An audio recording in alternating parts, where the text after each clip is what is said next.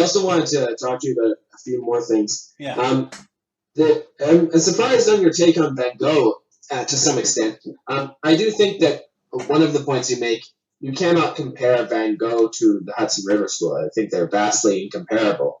But I find it an interesting take. Why do you think he's overrated? And why do you think it's just a smattering of great paintings? You don't think overall he's a great painter? I would put him in the near grade category. When you have Uh, 10, 12 Because paintings. I've seen him in person, but I've also, even before that, when I saw him online, I think that he has one of the most distinct uh, ways of painting that I've seen. Well, it depends. It depends on what you're talking. Are you talking about the swirly stuff, which is the later stuff? The later stuff. I mentioned the potato eaters, and I think that's a grossly overrated painting. Uh, Yeah. but yeah, the the problem with most of the swirl stuff, and watching this movie, this cartoon that really technically was brilliant in how it used it, but there was just no story there. It was a bullshit murder mystery story. The problem is he doesn't do anything. It's like, oh, here's flowers, here's a still, oh, here's a field, here are ravens, here's a star, here's the moon, and whatnot. And I've read criticism and I've seen videos, on Van Gogh, is no one ever says anything new.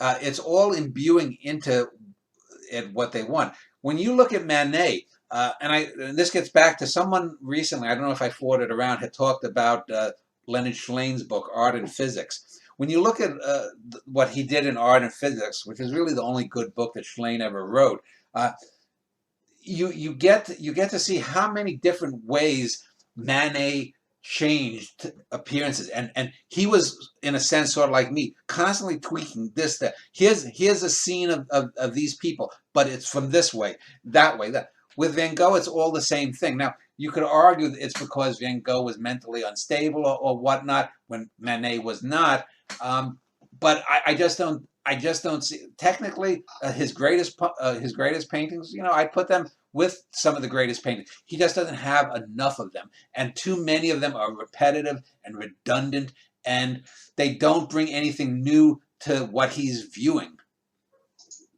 Oh, what would be a couple of his paintings that you would mention then? And then also, who would be in the Dan Schneider painting pantheon then?